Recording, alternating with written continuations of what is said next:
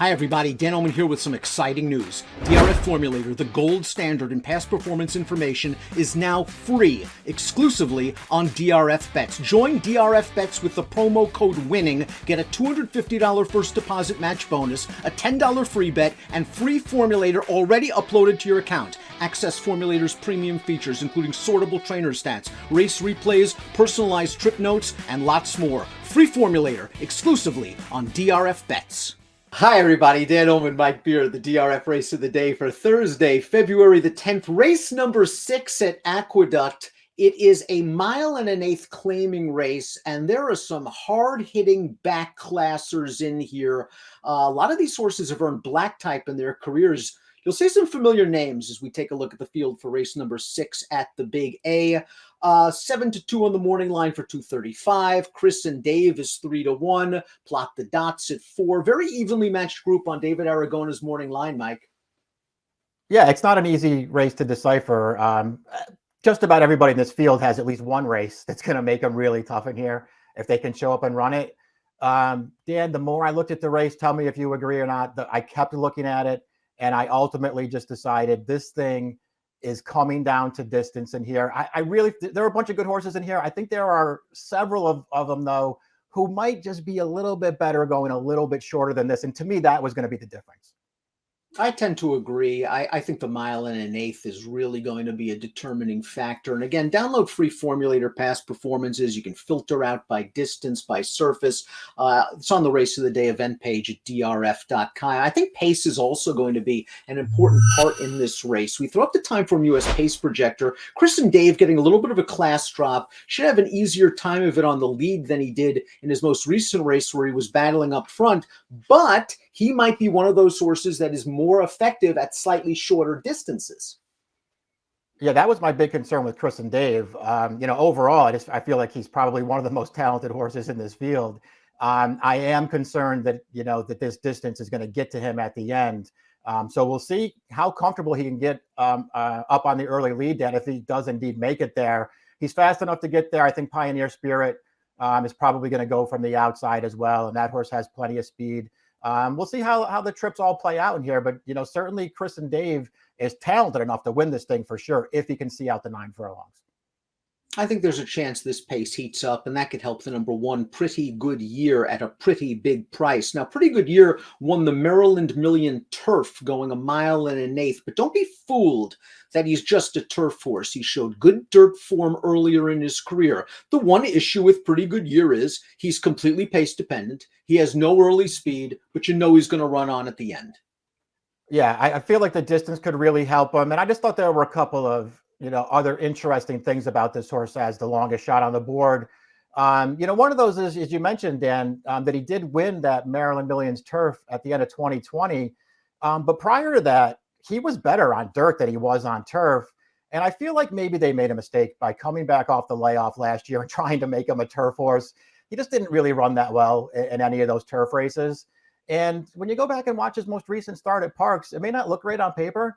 Boy, I thought he had trouble in that race. He did get outrun early, but they tried to stay in to rally through the stretch in there. And this horse got himself into a lot of traffic.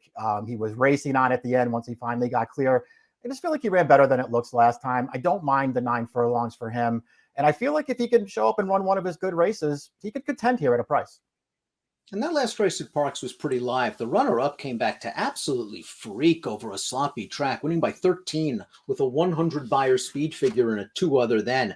Air Attack is the number 2. First off the Rob Actress Reclaim. And this horse has done great work at Aqueduct in the past. He popped some big numbers here last year, especially going 1.125, and he's got good tactical speed. His last few races, uninspiring to say the least, but he got a little bit of a break off the Actress Claim, and I wouldn't be surprised if he returns firing. Yeah, I guess in some ways, he's just the key to the race, Dan.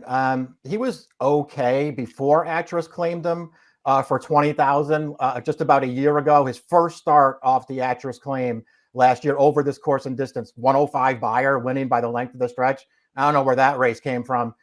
He did back it up in his next start, though, to win the Stud Muffin. And since then, 4 starts, he's beaten the combined, 95 lengths in those races, just hasn't really done anything. So Actress comes back in a probably a better spot for him here. I guess he's dangerous just because it's off the Actress claim. But other than that, I don't really like that much about this horse. Number 3 is 235. Stakes winner back in Southern California in 2019. He won the Brubaker. Just popped a 90 Beyer speed figure, and the race will show you right now. This is at Aqueduct, going a 1-turn mile. He ran quite well in this race. He made the first move in a race that kind of fell apart. Hammer and Ammer is going to come over the top and beat him. That's an old class horse as well. It just appears that 235, a horse closing in on $500,000 in lifetime earnings, has found his correct class level. Yeah, I agree with that. I think this is the right class level. He runs fine in here. I thought he got a good trip overall, as did the winner, Hammer and Ammer, who's in really good form right now. 235 is only second best. 2 starts back, he had an excuse when he reared up at the start. You also have the race, Dan. You have to go back to that October race for 50 off the claim. He was in against Chris and Dave. Great trip in that race. No match for Chris and Dave. So I was a little concerned that maybe this was a little bit of a tough spot for him. And he's another one. I'm not really convinced that 1 1/8 is a great distance for him. Speaking of Chris and Dave, he's up next, and he'll be a strong pace player in here. He was claimed by Linda Rice for $50,000 2 starts back, and then they threw him in for 80 against some tough horses. Empty Tomb came back to run second in the Queens County with a 96 Beyer. The runner-up came back to win the Jazzle with a 100 Beyer, and he was caught up in a pace dispute that day. Here's the Linda Rice formulator fact. Past 5 years, second off the claim, dropping 50% in tag, 42%, $2.19 ROI. Dropped with speed, usually a strong angle. The 1 1/8 is a question mark. He's a really, really good horse. I do expect him to be part of the pace in here. And if he can run one of his good races, he's going to be really, really hard for this field to handle, Dan. But you can just go back and sort of pull his PPs apart. His races going beyond 1 1/16, they're just really not that good. It feels like he's got some distance limitations. I'm a fan of the 5 Plot the Dots. I'm very familiar following him on the Maryland circuit. He's going to be tagged for the first time here for the Michael Trombetta barn. This is just a giant sea monster. When you get a look at him, he wants to run all day long. This form cycle, they sprinted him off the layoff. To me, that was just a lung opener. They ran him in that race 2 starts back against Cordmaker, who's the hottest handicap horse in the Mid-Atlantic right now. I was disappointed in his last race. I know he was put on a hard chase, chasing a solid pace. He's been lugging in his last 2 races. Maybe the blinkers fix it. Yeah, maybe they will. It'll be interesting to see if it does. I'm with you. I did not like his last race at all, and it sort of turned me off to this horse. You know, he ran fine 2 back against Cordmaker, a horse who's just way better than him. So I was mildly interested, Dan. I did not like his last race. Now, Linda Rice has Chris and Day going down in class. She also has Battalion taking a giant step up. This horse was in for 10 last time out. Let's watch this effort. This horse has been a turf horse for most of his career. They got him on the dirt here over a wet track. He showed fine stalking speed in a race without much pace. Very confidently ridden here. Really has only asked for run right about here. And once he's produced by Jose Lezcano, runs away from this field. You look at this pedigree, Mike. 'Tis now out of a Bernardini mare. Don't you think maybe this horse should have at least gotten a chance on dirt before this? Yeah, that's an interesting point. And he has, obviously don't worry about distance. He's won up to 11 furlongs on the turf. I don't know, Dan. Generally speaking, and you put the formulator fact up there already for Linda Rice's other horse, but generally speaking, you want Linda's horses when she's moving them up, not when she's dropping them down. So maybe it's a good sign for Battalion that she's, sending this horse all the way up for 40 after winning for 10. This is a way tougher field than the one he just beat, though. No doubt about that. Ruby Blue is up next. 16-time winner, multiple stakes placed, banked $600,000 in his career. Good effort last time out at Parks for Penny Pierce, who's been sending some live horses around the Mid-Atlantic area, whether it's at Laurel or New York. I thought Ruby Blue got a really nice trip, and this is the kind of horse that has the tactical speed to work out his own trips. He basically sat third off the pace, tried to make a run into it on the turn, and just was second best on the day, but respectable Beyer speed figures of 86. If this track comes up wet, he's won 7 times on off-going. Yeah, he likes a wet track. He has paired up 86 Beyers in his first 2 starts off the claim. I suppose that's a good sign.